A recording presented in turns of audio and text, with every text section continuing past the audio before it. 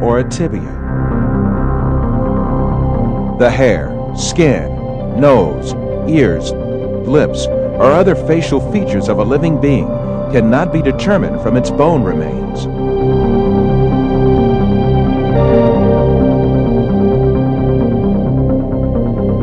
Evolutionists shape these soft tissues, which leave no trace in the fossil, to suit the purposes of their theory, and produce imaginary reconstructions in their workshops.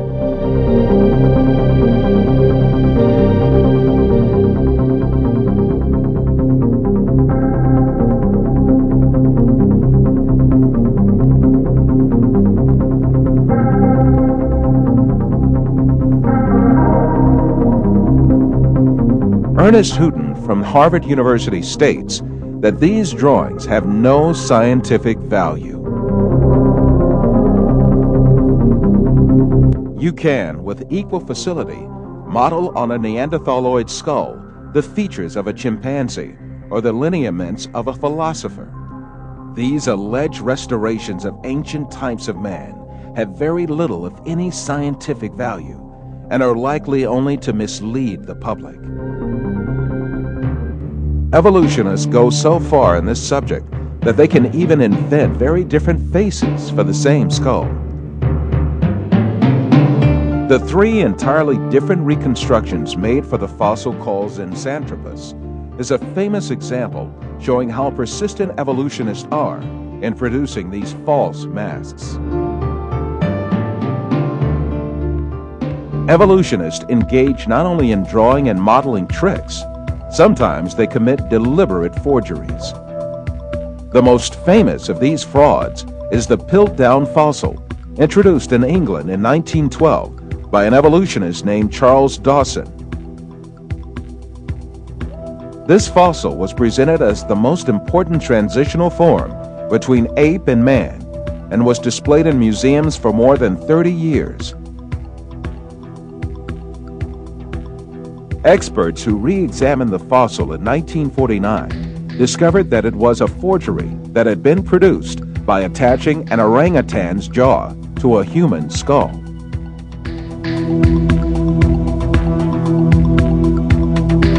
Another intermediate transitional form fabricated by evolutionists was the Nebraska man. This was cooked up in 1922 on the basis of a single fossil tooth. The evolutionists did not neglect to give it an ostentatious Latin name, Asparapithecus harolcuca, or to make imaginary drawings related to it. It was soon revealed that the tooth that had been the source of inspiration for Nebraska man, in fact, belonged to a wild pig. Many other fossil skulls have been presented as great evidence for evolution, failed one by one. Neanderthal man was advanced as evidence in 1856, dismissed in 1960. Piltdown man was advanced as evidence in 1912, dismissed in 1953. Zinjanthropus was advanced as evidence in 1959, dismissed in 1960. Ramapithecus was advanced as evidence in 1964, dismissed in 1979.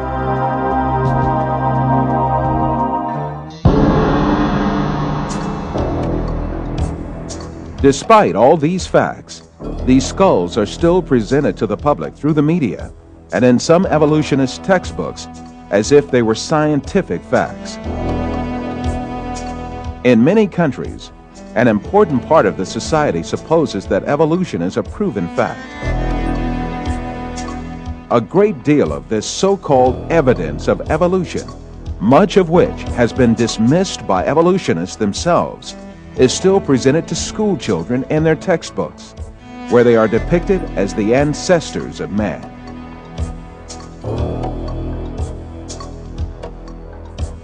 In fact, the truth that the evolutionists try so hard to deny and conceal is there for all to see. Species appeared all of a sudden and perfectly on the earth. That is, they were created. The divine creator, ruling over the whole of nature, created all kinds with their unique and perfect traits. That divine creator is Allah, the one and only God. He is the Lord of the heavens, the earth, and all that is between them.